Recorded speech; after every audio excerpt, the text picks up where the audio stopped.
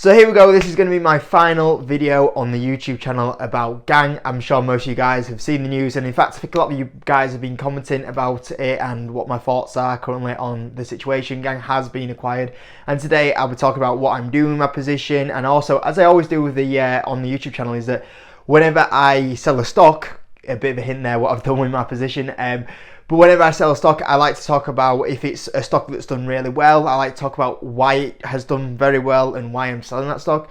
And if I have a stock that doesn't do well, which this definitely goes under that category, if I have a stock that doesn't do well, I talk about what went wrong with that stock and what can I learn from that to not make that mistake again, and hopefully help you guys as well. If any of you guys have that stock, well, even if you don't own it, that you just avoid the mistakes in general.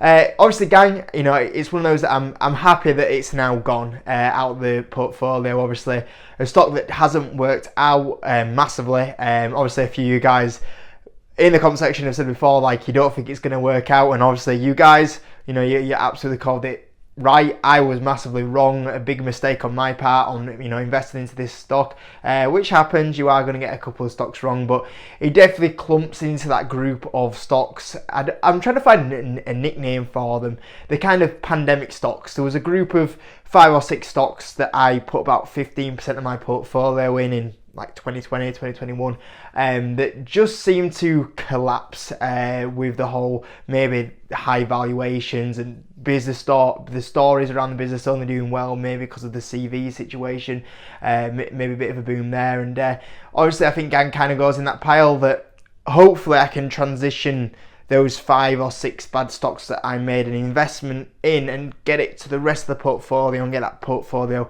back where it was and in a good position, which I think is starting to happen now that there's a couple of those 5 or 6 stocks that are going out the portfolio. It seems to be in a better place anyway. But yeah, obviously this is one of the last ones that needed to go, and obviously with the acquisition news coming out, that's probably a right time for it to be sold out. So yeah, we'll get started on what kind of went wrong with the business, and then I'll talk about what I'm doing with GAN as a whole, as a position, which I think you can tell what I've done with it. But we'll get started. So I hope the video is useful and helpful, and if you could hit the like button, that's absolutely amazing. Let's get started. So GAN for me is a position I started around 2020.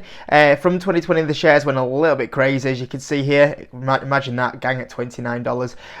But most of my buys were kind of in that $15 range. Ended up with an average around $10. So me selling my position did mean I took a big loss the other day, because obviously it's $1.66, and I took around about an 80% loss. Actually, it was an 82% loss, and it was quite a few £1,000 of a loss that I took on the position, which is never good. But as you know, they have been acquired by Sega, which is who we thought was going to acquire them. They got bought out for cash, which was a 121% premium, but still it's not really relatively good when you look at the price that I paid for it.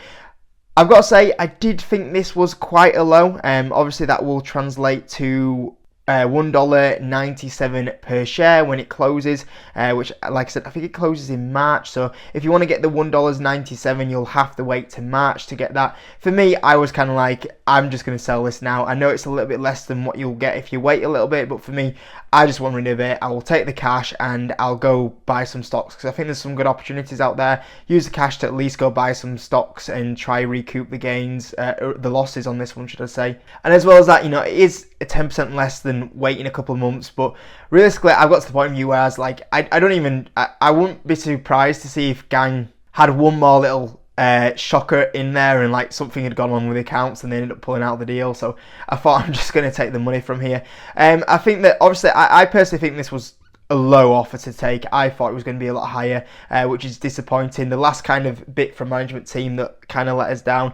I think really the old CEO and founder Dermot might have pushed it through, you know, obviously leaving for the acquisition. I think he kind of went, look, I'm not doing the business anymore, you take the money and run. And I think everyone else might have been a bit like, but it's way too low, and I think he pushed it through. So once again, the last kind of bad move from management team, which I think is the whole story here. I think the management team have let us big time in GAN, because I do think the business should have been better. I think it should have been a successful business, and it wasn't, because I think, unfortunately, I think it comes from the management team. I think they did run the company poor, and like I said, you know, management team make or break your investments, and I think they broke this one for sure.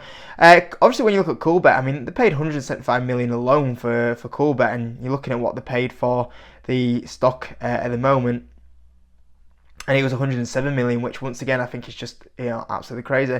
But I mean, let's just go back to when GAN was actually, you know, I think sometimes people just think like, you look back at it and go, how did I end up buying this stock? Like realistically, you know, how did I get into buying this stock? And I think sometimes you forget that like GAN was actually doing okay. I wouldn't say okay, I would say good numbers. You know, 2 years ago, and I've got to say, like financially, I don't know if you guys are noticing this, but it seems to me that the deterioration of financials happens so fast now. You know, we went from maybe a year ago. I mean, what am I going to show you right now? Let's have a look at date. So this is from the 7th of July 2021. So yeah, if you look at 2021, you know, from July time, let's go to July time. So I mean, from nearly 2 years ago, this stock went from $17, pretty decent financials, to falling apart in 2 years. I mean, the last time I bought this stock was about a year ago. So that's probably the last time I had confidence in the stock, was a year ago. And it's scary how rapidly some companies are falling apart nowadays. Like normally you see the deterioration over 3, 4, 5 years. But realistically with GAN, like the big deterioration happened within 12 months, which is just unbelievable. And I guess the other tricky thing is that when the deterioration actually did start happening in the financials, which was, you know, probably around 2022, unfortunately the stock was already kind of $3 or $4-ish by then, which obviously, you know, realistically you would have only got maybe, you'd still have took a, you know, a big loss on if you sold it in 22. You're still taking you know, an 80+%, you know, loss in that time frame. So unfortunately it's one of those that I think the whole sentiment around the market was negative as well. So if you look at this and go, well, maybe I should have sold in 2022 when the fundamentals started deteriorating a little bit, but even then you still would have took a big loss on it, because unfortunately the market sentiment was so low, and that's the big thing. Sometimes when you get these big major crashes in the market, you end up having stinkers sometimes take the big losses of the stocks just because the sentiment's so low. If we were in a market right now that was at all-time highs, I mean, GAN realistically could still be a lot higher than this, even though it's performing so badly, and that's the frustrating thing when you have a stock that is performing so badly and then you have such negative in the sentiment in the market, which I feel like did push the share price a lot lower. But anyway, that's obviously not a major reason why it went wrong, but I think that did impact the losses and make them a lot worse. I mean, if we go back to 2021, I mean, the company realistically, you know, imagine the days when the stock jumped 18% in Q2 2021. I mean, revenue, they were expecting to be in the range of 34 to 35 million, beat the consensus by 23 million. Positive adjusted EBITDA, you know, we've seen them struggle to do this for the last 2 years, and they were doing an adjusted EBITDA of, you know, 3 to 7 million. All the numbers were good. They hiked up the guidance, as you can see here. The numbers were good.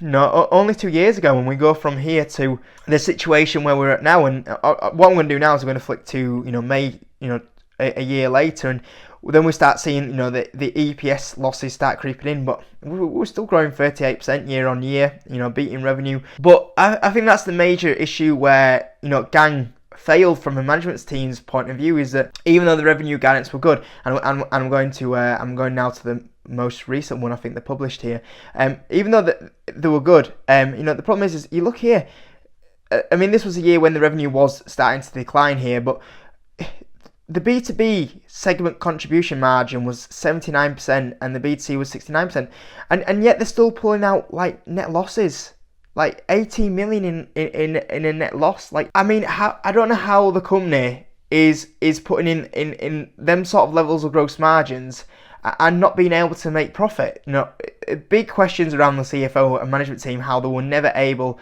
to drive up the profit in this. I mean, they're making 33 million in revenue, and the cost of revenue was 9 million.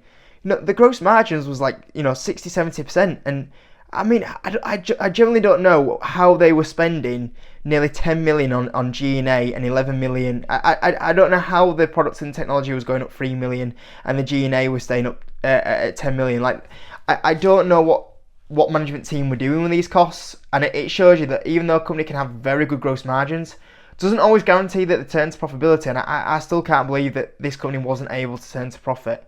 You know, if this company was able to turn to profit, we probably wouldn't be having this conversation right now. You know, as long as they were driving at that profitability, sure, revenue might have been a little bit flip-floppy at the moment, but if they were able to do profitability, we probably wouldn't have been in this situation. And you look at the management team going, how were they not controlling these costs a lot more? And I guess there's a point where you have to go, you know, they're not improving the costs. I've got a cut here. But, I mean, obviously from a management's point of view, I mean, the guidance as well, I mean, I can't remember, when was this posted? October 15th, 2021. Some of you guys might remember this. They did an investor day, and they were setting out the targets of 2023 revenue. You know, 225 million, 250 million, 2026 revenue, 500 million, 600 million, long-term adjusted EBITDA guidance, 38 to 35%. And it shows you sometimes, I guess, you know, when management do set these targets, you know, take it with a pinch of salt. You know, this was another thing that you thought, if management are giving these targets and you're looking at the growth that they were doing at the time and the profit, you know, how quickly it can all go south. And I guess the major thing is, like, so, you know, when you look at this, so why did, obviously the profitability should have been managed better from the CEO and the CFO, but why did the revenue then start decreasing? You know, why didn't the revenue start, you know, when we saw in 2023, we saw it start to see the decline in revenue. So I actually think this is down to, like, this guy. I think that, unfortunately, I think one of the killers of this investment was another investment of mine. I think DraftKings is partly responsible for the destruction in GAN, and I think FanDuel and Flutter are partly responsible for the destruction in GAN. Obviously, you know, US sports betting came on. You thought GAN were going to do very well with the boom in US sports betting, which we did start to see, you know, in 2021. But I think what started happening is, you know, DraftKings and Flutter started taking 80% of the market. So obviously you thought the market was going to be very, you know, this company has 10%, this has 15%, that has, you know, 10%. The market share would be all over the place, but I think nobody, and including me, I didn't expect DraftKings and Flutter to command such a big chunk of the market. You know, they had basically 80% of the market and left the other 20% to everyone else. And I think you were having, you know, GAN partner with the likes of Churchill Downs and operating their, you know, the sports book and all that. And then Churchill Downs were going, well, we're not making good money from online sports betting because, you know, Flutter and DraftKings have, you know, so much market share, we're going to close it down. And then, you know, that was in 2022, and then obviously that started kicking into GAN's revenue. And, you know, you look at the other major partners that were signing, like WinBet, you think this is going to be, you know, a great contributor to the GAN story, and then they start shutting down right now, you know, 2023, they start shutting down, and you're thinking all these partners that GAN have been signing as well never really showed in the revenue, because the market share, what you thought was going to be very scattered, ended up being two players. And I think that was a big contribution into GAN as well, of how the deals never translated into the revenue. And I think if GAN were ever to be successful, is, you know, when you look at like DraftKings, they were like, you know, buying SB Tech, which was their, you know, solution for the online gambling, sports betting and iGaming, and they were taking it all in house. So I think that was a sign that if, you know, DraftKings and Flutter were starting to take it in house, so they can have, you know, make more money, they can manage their own tech a lot more. And we were seeing DraftKings acquire the likes of SB Tech, which they bought, I think, what was that, 2020, during the CV time. I can't remember how much they paid for it. 633 million is what they paid for it. I think realistically, you know, the best route looking at it now for GAN is when all these companies were starting to take a lot of their operators in-house. Realistically, the best situation for GAN would have been that they would have sold up to one of these kind of companies. I mean, they had a good partnership with Flutter. You know, they should have probably sold up when they were all taking it house, you know, in 2020, and they would have got a good price for it, and we would have been, you know, all happy as shareholders. And I guess the sign was when GAN was the only one that wasn't getting bought out, when everyone was taking them in-house. You were thinking, well, what market share do they have left? Well, they have the likes to go for Churchill Downs and WinBet, and you look at them and going, well, they're all now shutting down the sports book because they're all getting pushed out by Flutter and DraftKings, and then that hits the revenue basis where, you know, they're not growing anymore. So yeah, I think that overall there was a combination of things that kind of went wrong with them. I think, obviously, I still think financially, CFO-wise, CEO-wise, they should have done better on managing costs. I still can't believe they didn't turn profitability with the margins they have. I think the expenses were way too high.